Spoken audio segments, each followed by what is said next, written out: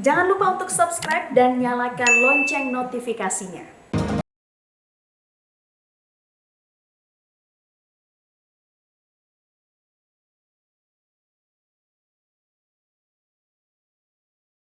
Media Indonesia dan pemirsa, kita simak bersama. Ini adalah paket berita editorial Media Indonesia yang terbit hari ini, Senin 15 Februari 2021 dengan tema Ada Santunan Dampak Vaksin.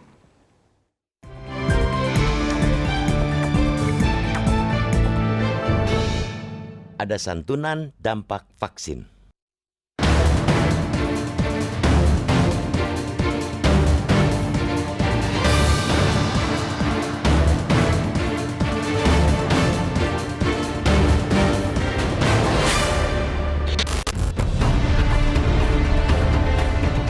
Proses vaksinasi COVID-19 di Indonesia sudah berjalan sejak 13 Januari. Sudah ada lebih dari 1 juta tenaga kesehatan yang mendapatkan vaksinasi hingga Sabtu 13 Februari lalu. Pekan ini, vaksinasi untuk para petugas pelayan publik akan dimulai. Pemerintah dari pusat sampai daerah diharapkan untuk menyiapkan manajemen percepatan vaksinasi agar tepat sasaran dan target kekebalan kelompok tercapai.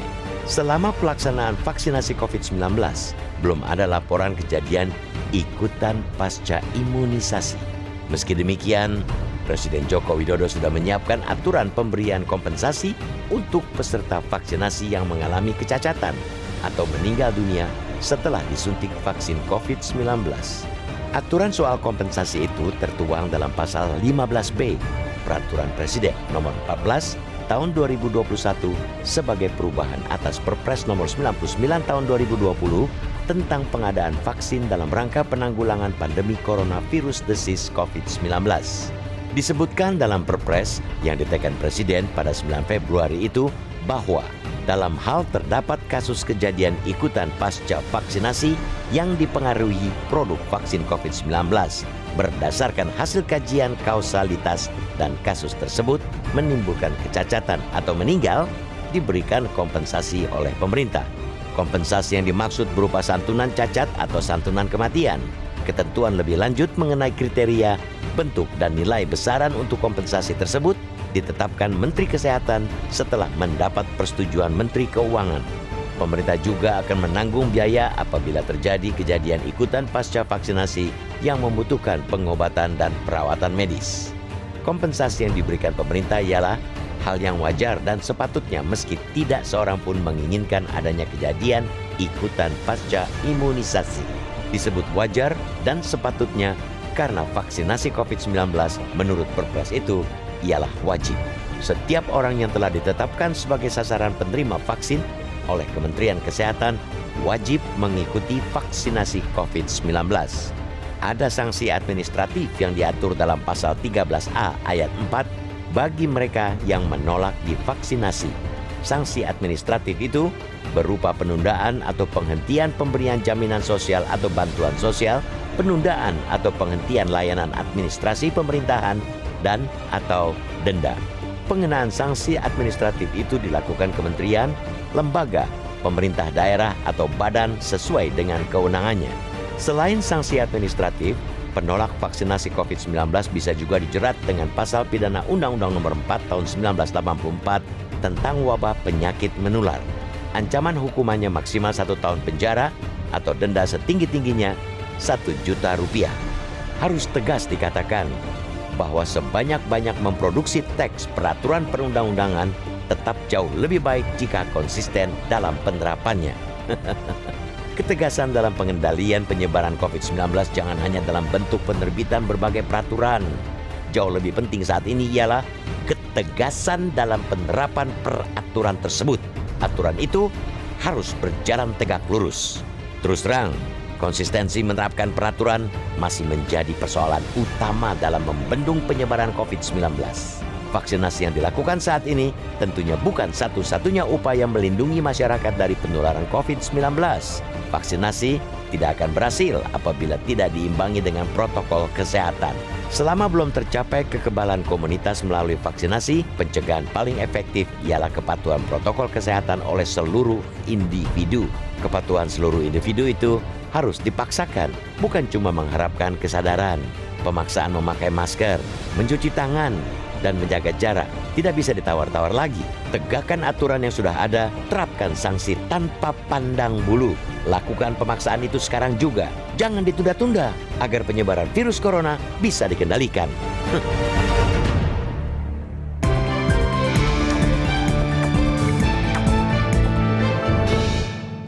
Ya, Bang Gaudens, tadi saya sangat tertarik dengan pernyataan Anda sebelumnya bahwa untuk penerapan sanksi bagi mereka yang menolak vaksin itu harus didiskusikan lagi karena bisa jadi melanggar hak asasi manusia. Tapi kondisinya begini Bang, kita di tengah pandemi yang setiap masing-masing orang itu memiliki kontribusinya.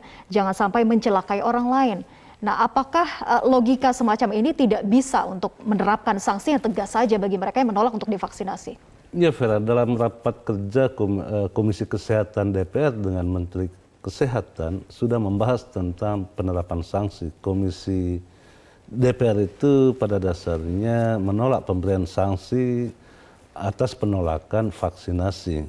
Karena alasan yang saya sebutkan tadi, itu alasannya kesehatan itu adalah hak setiap warga negara. Karena itu hak, ketika tidak digunakan, mestinya tidak ada sanksi. Tetapi ada argumentasi sosiologis lainnya yang patut dipertimbangkan. Hak asasi setiap orang itu dibatasi oleh hak asasi orang lain. Karena itu hak sehat seseorang tidak boleh dicabut oleh hak orang tidak menggunakan hak sehatnya. Atau dengan kata lain, walaupun banyak orang menggunakan vaksin, ada 1, 2, 3 orang tidak menolak vaksin, sama saja memelihara COVID-19 itu untuk terus-menerus berada di muka bumi ini. Iya. Tapi bagaimana dengan kewajiban masyarakat Indonesia untuk patuh akan kebijakan dan program yang dibuat oleh pemerintah? Saat ini kan kita harus mengejar target yang namanya herd immunity. Nah, herd immunity bisa dicapai ketika memang semua masyarakat Indonesia mau untuk mensukseskan program vaksinasi ini, Bang. Betul sekali, karena ini kan produk peraturan presiden. Peraturan presiden itu hanya bisa diuji di Mahkamah Agung apakah dia sesuai atau tidak dengan undang-undang lebih tinggi. Tentu bagi mereka yang menolak divaksin bisa menggunakan hak itu untuk menguji peraturan presiden itu konstitusional atau tidak. Tetapi sepanjang aturan itu tidak dicabut, kita harus mematuhinya karena memang seperti itu bunyinya. Nah, bunyi di dalam peraturan presiden itu ada 2. Yang pertama itu ada sanksi, disebutnya sanksi administratif. Ya. Sanksi administratif itu ada 3 bentuk. Yang pertama itu penghentian atau pencabutan subsidi. Yang kedua itu penghentian pelayanan administrasi pemerintahan. Seperti orang menolak vaksin misalnya administrasinya apa? Tidak dilayani ketika memperpanjang KTP atau apa gitu, yang terkait dengan pemerintahan. Yang ketiga itu denda. Namun ketiga bentuk sanksi administratif tapi ada itu, sanksi hukum pidana juga. Ya itu di pasal 13AB ya, bahwa selain sanksi administrasi ada sanksi pidana. Sanksi pidana itu diatur dalam undang-undang tentang penyakit menular. Salah satu pasalnya di sana itu barang siapa yang menyebabkan atau membiarkan terjadinya penyakit menular itu akan dipidana paling lama 1 tahun. Ya, tapi untuk sanksi ini kan kalau tadi sanksi administratifnya rasa-rasanya masyarakat yang dikhawatirkan mereka yang menolak vaksinasi, maka tidak terlalu khawatir sebetulnya dengan ancaman sanksi tersebut karena hanya berupa sanksi administratif yang tidak terlalu mengkhawatirkan bagi mereka, begitu Bang? Ya, tetapi yang menjadi persoalkan itu ketika seseorang yang punya pengaruh menyatakan secara terbuka dirinya menolak divaksin, itu akan mempengaruhi orang lain. Apalagi kalau misalnya seperti beberapa waktu lalu di rapat kerja di Komisi Kesehatan juga, ada anggota DPR terang-terangan menolak divaksin karena katanya ada dampak-dampak lain dari vaksin itu. Tentu hal-hal seperti ini ketika Indonesia masih belum dicabut, sekarang ini status kita itu darurat kesehatan. Dan status itu belum dicabut. Ketika status itu belum dicabut, setiap orang mestinya mematuhi aturan main. Aturan hukum itu ketika darurat kesehatan, segala hal apapun bisa dilakukan oleh pemerintah demi menyelamatkan rakyat. Karena hukum tertinggi itu adalah keselamatan rakyat. Ya, gitu. artinya mengukur urgensitasnya memang sudah selayaknya ada sanksi yang diberikan gitu ya? Ya kalau menurut saya sih Perpres 14 ini sangat komprehensif ya. Walaupun yang saya katakan tadi terkait dengan sanksi tidak menggunakan hak divaksin itu memang bisa diperdebatkan.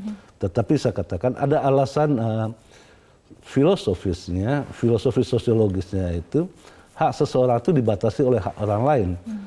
Kalau saya divaksin, Vera tidak divaksin, saya juga bisa kena kembali COVID-19. Karena itu semua orang mestinya karena masih berada dalam satu komunitas untuk mencapai kekebalan komunitas itu, ya semua orang dalam komunitas itu harus mau divaksin. Gitu. Oke. Ini memang bukan hal yang mudah tentunya bagi pemerintah, sudah selayaknya kita berkontribusi penuh begitu ya untuk mensukseskan program vaksinasi ini. Tapi lagi-lagi adalah muaranya bagaimana bisa mensosialisasikan dan memberikan keyakinan penuh pada masyarakat. Kalau dikatakan bahwa ada kompensasi, ada santunan bagi mereka yang terkena dampak vaksin ketika mengalami kecacatan ataupun juga meninggal dunia, apakah dengan adanya santunan ini sebetulnya bisa meningkatkan rasa keyakinan masyarakat atau justru sebaliknya mereka semakin khawatir, wah jangan-jangan ini bisa saja terjadi pada saya gitu? Ya pertama-tama harus saya katakan dengan tegas ya, tidak divaksin itu jauh lebih buruk daripada divaksin. Memang ada kejadian yang mengikuti seseorang setelah divaksin. Biasanya sih panas ya, pusing-pusing itu hal yang biasa. Tetapi di dalam peraturan presiden itu sudah menyiapkan antisipasi yang sangat jauh ya. Antara lain itu, kalau dampaknya itu menyebabkan seseorang itu diobati atau dirawat, pengobatan dan perawatannya itu di rumah sakit itu dibiayai oleh negara. Yeah. Itu yang pertama. Yang kedua, kalau dampak lanjutannya itu menyebabkan kecacatan atau meninggal dunia, juga diberi santunan. Nah, ini menunjukkan pemerintah atau negara dalam hal ini benar-benar bertanggung jawab atas vaksin yang diberikan itu. Oke, nah tapi kita juga ingin melihat sebetulnya bagaimana dengan negara-negara lain. Apakah sebetulnya juga melakukan hal yang sama dengan memberikan jaminan kepada masyarakatnya jika memang ada pasca imunisasi yang menimbulkan seperti kecacatan maupun juga meninggal dunia. Tapi dijawab nanti, Bang Gaudens. Usai jeda tetaplah bersama kami di Editorial Media Indonesia.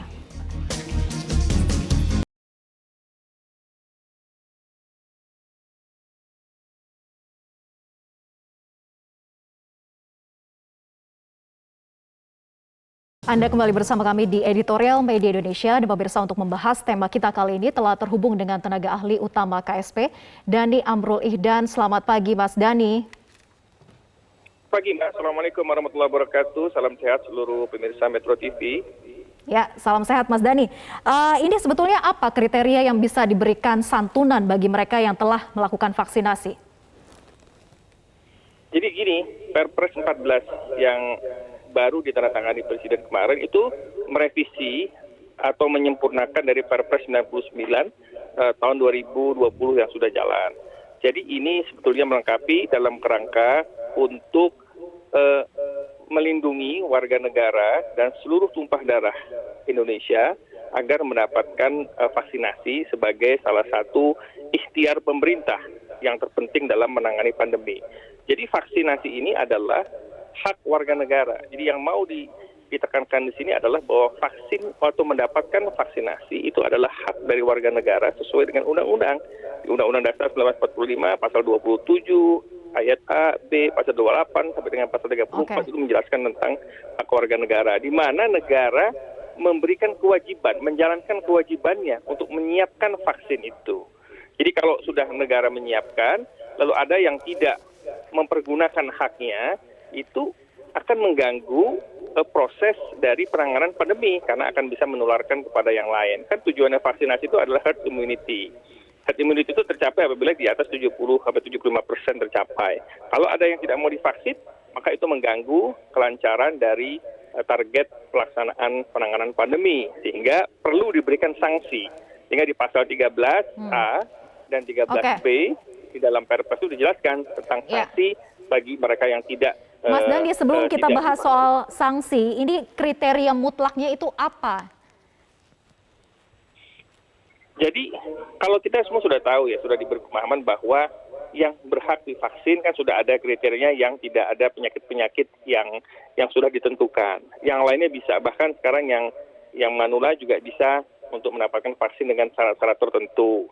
Dan durasinya juga sudah diatur. Kalau yang biasa 14 hari, yang manula itu lebih sekitar 28 hari. Jadi ada durasi-durasinya kalau kriterianya. Tapi kalau untuk yang yang tidak mendapat yang sudah mendapatkan vaksinasi itu kan sudah jelas kan ada namanya KIPI, kejadian ikutan pasca imunisasi, itu dipantau di semua daerah, dinas-dinas kesehatan sudah ada. Nah, kalau dia tidak mau divaksin setelah proses edukasi. Jadi begini, tahapannya ini setelah Perpres ini keluar, maka Kementerian Kesehatan, pemerintah daerah itu berkoordinasi untuk melakukan orkestrasi dari komunikasi publiknya. Karena prinsipnya masalah vaksinasi ini, walaupun di situ bukan pemaksaan, karena tidak ada pemaksaan di sini, tetapi kan ada sosialisasi dulu, ada proses edukasi dan persuasif yang dilakukan oleh pemerintah, termasuk pemerintah daerah kepada masyarakat, agar membuat vaksinasi ini menjadi kesadaran bersama.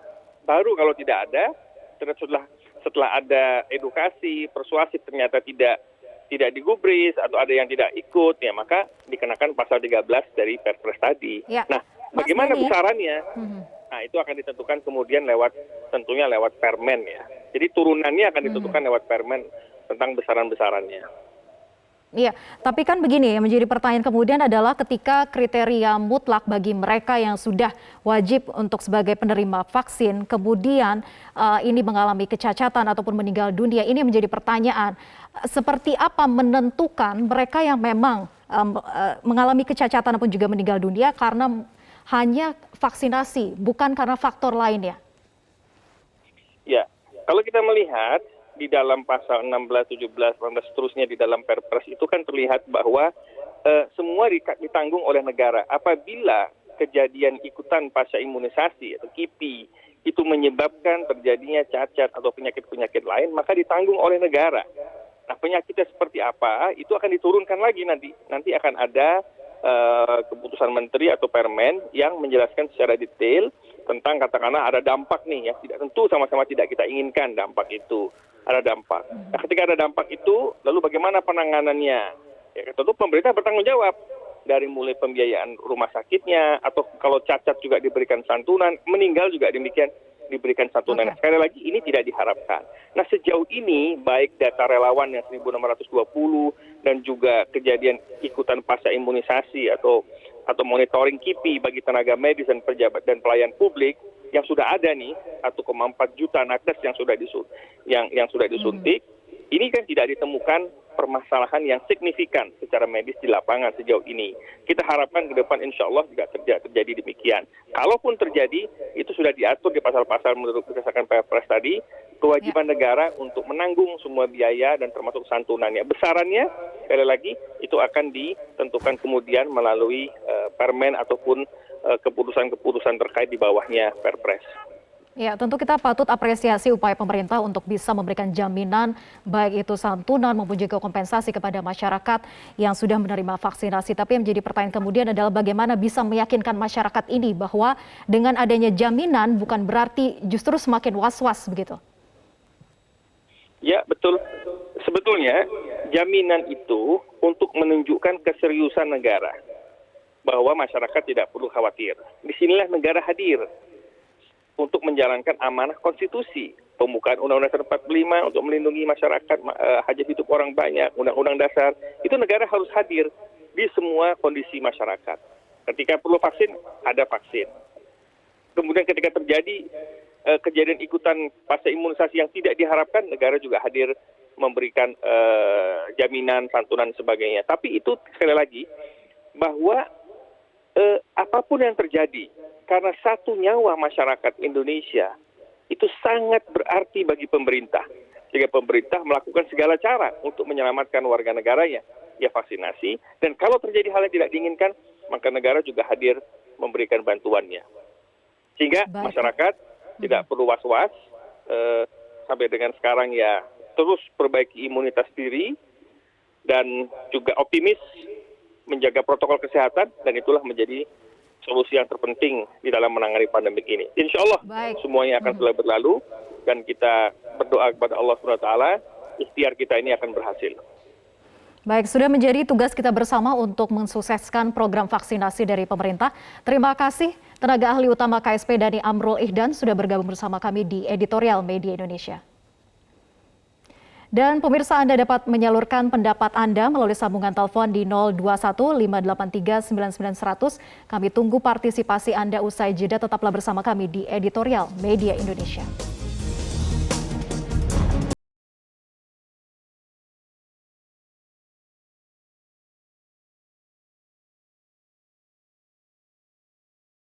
Editorial Media Indonesia, Bang Gaudens mungkin bisa menanggapi tadi pernyataan dari tim ahli KSP, Mas Dhani Amrul Ihdan, yang menyatakan bahwa pemerintah memang hadir begitu dengan memberikan jaminan dan juga santunan ini. Ya, benar sekali bahwa negara itu hadir di dalam bentuk lewat peraturan-peraturan. Tetapi lagi-lagi kita harus katakan kehadiran negara itu bukan sekedar merumuskan peraturan, tetapi bagaimana menegakkan peraturan itu yang pertama.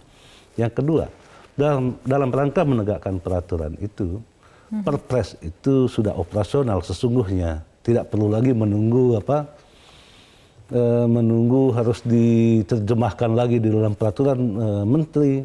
Itu tidak seperti itu. Tidak perlu ada turunan ya? Tidak perlu ada turunan, karena jelas sekali kok siapa saja yang bertanggung jawab terhadap sanksi itu.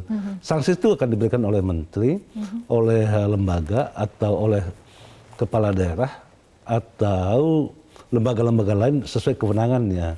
Kita tahu bahwa sejak COVID-19 ini, daerah-daerah itu sudah menyiapkan peraturan daerah.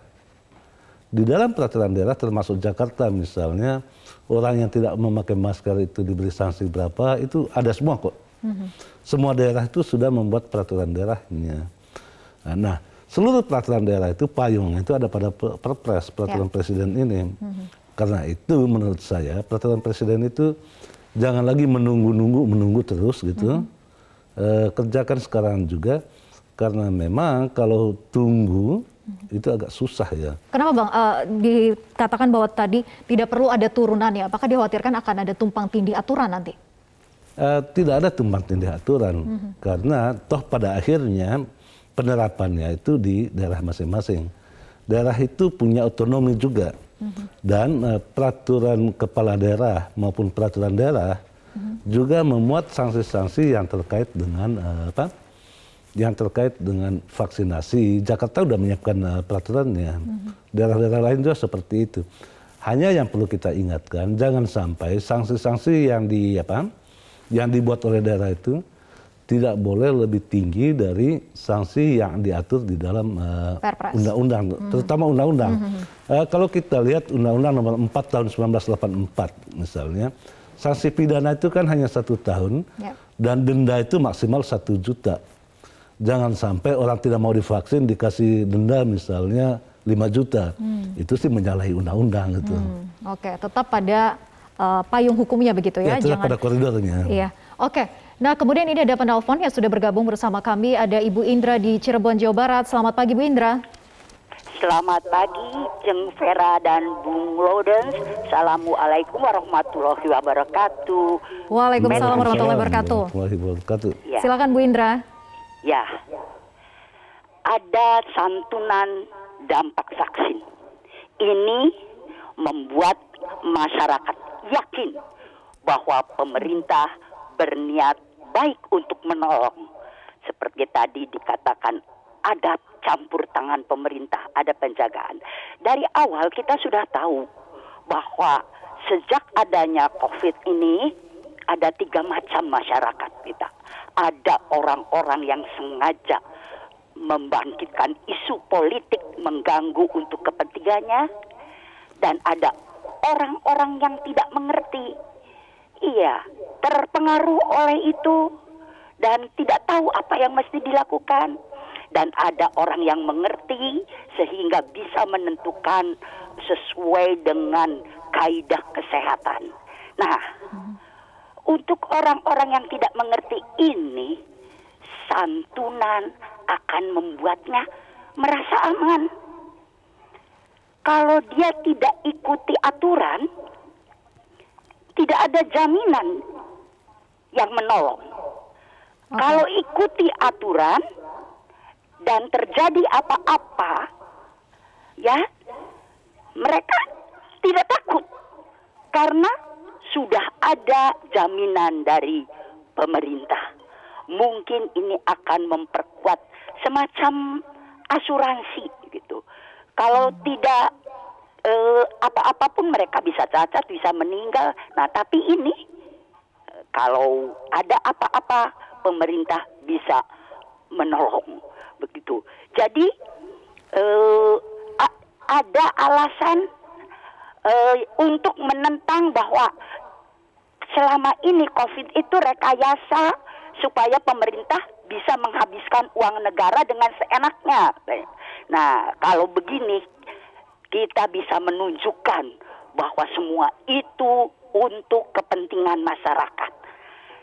Dan kalau seandainya sulit dilakukan, paling tidak ya protokol kesehatan sehari-hari itu yang dijalankan, yang bisa siapa yang tidak pakai masker kena sanksi. Itu yang bisa diperketat begitu. Seperti pemakaian helm itu akhirnya masyarakat juga mengerti. Jadi mudah-mudahan masyarakat kita bertambah cerdas, tidak terganggu oleh orang-orang yang mencari kepentingan dirinya sendiri. Terima kasih Bung Golden dan Jeng Vera. Assalamualaikum warahmatullahi wabarakatuh. Waalaikumsalam warahmatullahi wabarakatuh. Terima kasih Bu Indra dari Cirebon. Kemudian ada penelpon kedua, Ishar, Cilegon, Banten. Selamat pagi, Pak Ishar. Selamat pagi Bu Vera, Pak Godian. Pagi. Pagi. Ya, jadi begini, ini permasalahan ini kan sudah terlalu lama, ini benar-benar darurat yang betul-betul darurat. Jadi kita ini tidak bisa menolak lagi kita bahwa corona ini betul-betul berbahaya. Terus terang teman saya sendiri sudah banyak yang menjadi korban, itu fakta gitu ya. Dan kita sendiri sudah melihat bahwa sampai saat ini masih sulit sekali dikendalikan. Jadi vaksin ini bukan hanya hak, tapi juga kewajiban ya. Dan berbicara masalah HAM, itu hak asasi manusia yang seperti apa? Kalau perilaku kita yang akan membahayakan orang lain, itu tidak bisa dikatakan bahwa itu adalah hak seseorang yang harus diperjuangkan. Tapi berbahaya bagi yang lain gitu kalau ada kita yang tidak mau divaksinasi. Nah, ini tanggung jawab kita semua, tapi terus terang yang paling utama adalah ketegasan dari pemerintah. Saya setuju dengan yang dijelaskan oleh Metro TV hari ini. Jangan cuma pintar membuat peraturan, tapi nanti pelaksanaannya agak tidak sesuai dengan di lapangan, ya. Jadi harus betul-betul tegas, baik pemerintah pusat maupun pemerintah daerah berkoordinasi secara baik. Ya, kemudian jangan sampai ini disalahgunakan. Jangan terutama kalau kita ini diwajibkan untuk menerima vaksinasi, seberapa mudah kita mendapatkan vaksin tersebut. Ya, jangan sampai nanti diberikan sanksi tapi mendapatkan vaksinnya dari tentang misalnya mestinya tidak bayar, harus bayar, terus susah dicari gitu ya. Kita sudah punya pengalaman yang pertama dalam hal tracing ya. Kita sulit lah, swab sekarang begitu mahalnya untuk melakukan swab ya. Jadi intinya bahwa harus tegas, pemerintah jangan ragu bertindak kepada masyarakat untuk kebaikan. Memang ini kewajiban pemerintah dan juga kewajiban masyarakat semuanya untuk menuruti apa yang telah digariskan oleh pemerintah agar permasalahan ini segera selesai. Kalau tidak, ya akan berkelanjutan permasalahan yang kita hadapi sekarang ini. Saya kira demikian. Terima kasih. Baik, terima kasih. Kemudian ada penelpon selanjutnya, Pak Edward dari Bengkulu. Selamat pagi. Selamat pagi Bu Vera, selamat pagi Bung Gaudeng. Pagi. Kita sadari betul bahwa COVID-19 itu bukan bencana yang dialami oleh negeri kita Indonesia, itu bencana global, dunia yang alami. Sampai sekarang seperti yang kita sadari, itu sulit dikendalikan, di mana jumlah yang terpaparnya terus meningkat. Segala usaha sudah diusahakan oleh pemerintah, segala usaha, segala macam usaha semaksimal mungkin. Terakhir adalah vaksinasi. Memang vaksinasi tidak akan efektif karena belum ada jaminan seperti kata Presiden Jokowi, bukan obat yang paling mujarab katanya untuk vaksinasi. Tetapi yang penting masyarakat sadar bahwa 3M itu lebih penting, protokol kesehatan itu lebih penting. Karena itu yang membuat penularan pemaparan yang lebih luas. Satu orang dalam keluarga kena, mungkin sekeluarga kena semua. Nah ini yang perlu disadarkan oleh pemerintah. Harapan kita, pemerintah sampai tingkat ke bawah, sampai ke RT, terus melaksanakan sosialisasi. Tapi di satu sisi ada pejabat-pejabat penting di negara ini yang membuat pernyataan yang mengecilkan hati bangsa ini. Dr. Cipta yang berkomentar bahwa saya tidak akan mau divaksin, lebih baik saya bayar 5 juta. Ini betul-betul memberikan contoh yang tidak baik. Nah, sanksi seperti yang dikatakan Bung Neden, orang ini perlu beri sanksi administratif. Kalau perlu recall dari DPD Perjuangan, dari DPR. Kita bangsa Indonesia sudah berjuang mati-matian. Dampak dari COVID ini sudah kita rasakan, memperandakan segala sisi kehidupan. Termasuk ekonomi kita sudah tingkat resesi sekarang. Di mana kita tidak bisa bergerak bebas. Orang mau menjalankan ibadah untuk haji, untuk apa aja sekarang terbatas. Nah, orang merayakan haji, raya Imlek juga terbatas. Ini yang kita sesalkan. Mudah-mudahan bangsa Indonesia sadar bahwa kita harus bersatu dengan kesadaran, dengan pemaksaan bila diperlukan untuk mengatasi COVID-19. Terima kasih. Baik, terima kasih Pak Edward. Bang Auden, silakan ditanggapi pendapat dari para penelpon. Ya, saya kira pendapat para penelpon itu mencerminkan ternyata rakyat itu jauh lebih paham ya. Sudah cerdas gitu ya. Ketimbang orang-orang yang berkuasa malah ya. Misalnya bagaimana tentang hak itu dibandingkan dengan hak orang lain. Jangan hanya berpikir tentang hak diri sendiri, tetapi perhatikan juga hak orang lain. Apalagi terkait wabah penyakit yang kita sebut COVID ini. Vaksin itu bukanlah obat. Memang iya, bukan obat. Tetapi dengan vaksin itu dapat menimbulkan imunitas kelompok. Itu yang disebut imunitas kelompok. Kalau satu orang dalam kelompok itu tidak divaksin, menolak divaksin, tentu percuma saja sebagian besar anggota kelompok itu yang divaksin. Ya.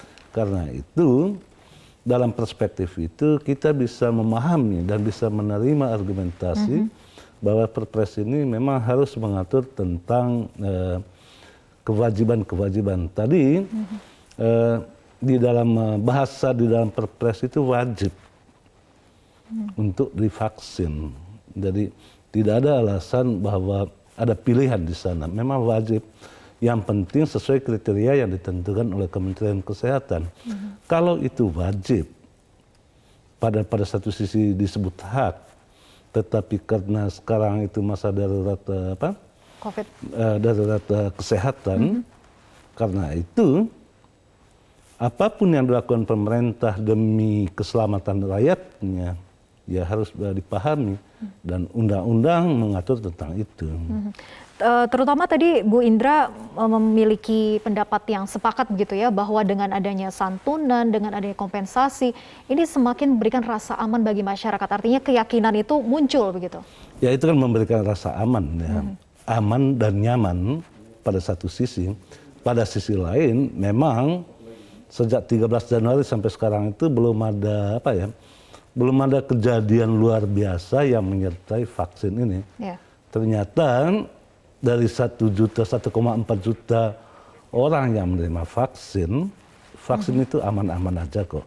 Ya mudah-mudahan tidak ada dampak ikutannya. Kalaupun ada dampak ikutan, pemerintah sudah menyiapkan rambu-rambunya. Ada santunan-santunan yang diberikan. Tadi saya katakan, santunan itu bukan hanya kematian dan kecacatan, tetapi menyebabkan orang harus berobat dan dirawat, itu juga ditanggung oleh negara. Oke, baik. Bang Odets, kita lanjutkan perbincangan usai jeda. Tetaplah bersama kami di Editorial Media Indonesia.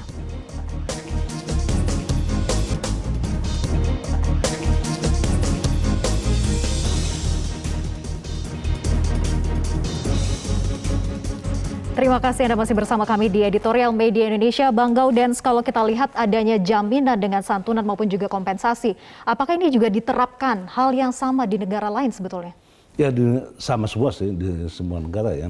Indonesia malah pada awalnya itu kan tidak seluruh warga negara diberi vaksin.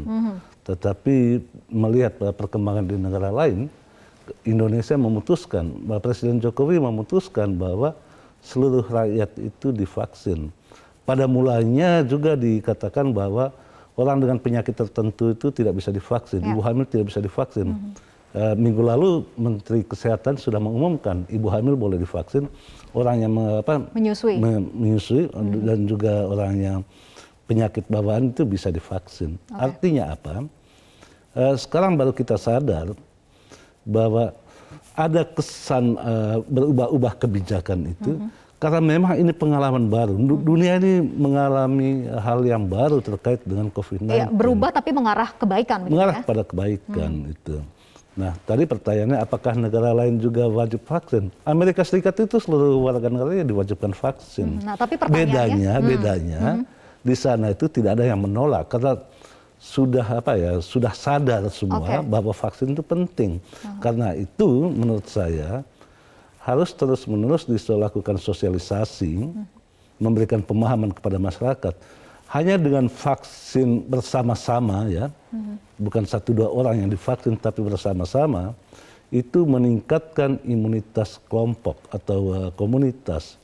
Kalau itu terjadi, ya mudah-mudahan COVID-19 ini tidak akan terulang lagi sampai obatnya ditemukan. Ya Bang Gaudens, tapi kalau memang jaminan santunan dan juga kompensasi sama diberlakukan juga oleh negara lain, tapi bagaimana dengan sanksi? Apakah juga negara lain memberlakukan ada sanksi juga bagi mereka yang menolak untuk vaksinasi?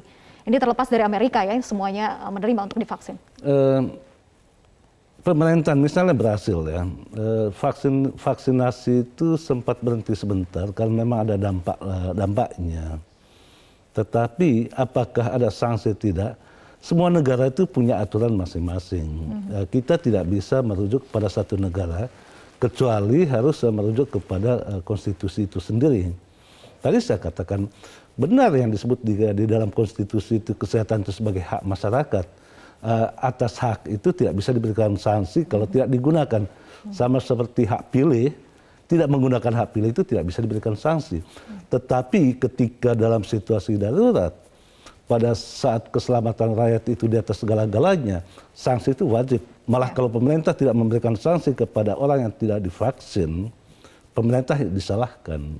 Mungkin di sisi lain juga begini, bagaimana pemerintah untuk bisa menjamin bahwa mereka yang memiliki komorbid, ini kan juga masih menjadi catatan ya Bang, bahwa mereka yang memiliki penyakit penyerta bahwa harus dilakukan pengecekan apakah saat ini dalam kondisi akut atau tidak. Karena kalau akut artinya dia tidak bisa divaksinasi. Nah, bagaimana pemerintah bisa melakukan pengecekan awal agar sebelum divaksinasi tidak menimbulkan hal yang tidak diinginkan?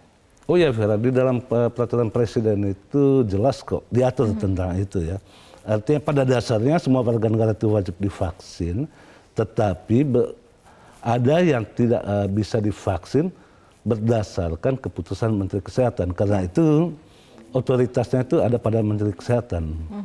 Oke, baik. Kita tunggu nanti otoritas selanjutnya begitu ya, yang akan diberikan kriteria dan juga ketentuan dari Kementerian Kesehatan terkait dengan aturan turunan dari Perpres ini. Nah, kemudian tentu muaranya adalah bagaimana kepatuhan masyarakat gitu ya, Bang. Kita sama-sama untuk mensukseskan program vaksinasi ini. Ya, berkali-kali di forum editorial ini kita katakan vaksinasi itu bukan satu-satunya. Intervensi tunggal itu tidak pernah ada yang sukses.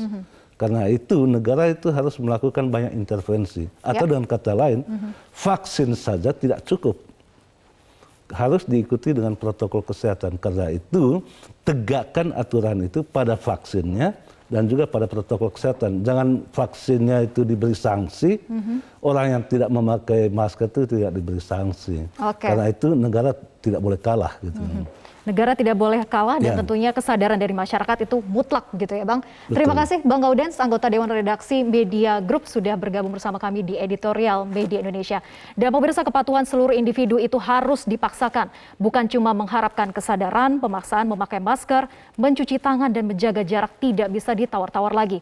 Tegakkan aturan yang sudah ada, terapkan sanksi tanpa pandang bulu, lakukan pemaksaan itu sekarang juga, jangan ditunda-tunda agar penyebaran virus corona bisa dikendalikan. Saya Vera Bahaswan pamit undur diri, selanjutnya saya kembalikan kepada Sarah dan juga Naila.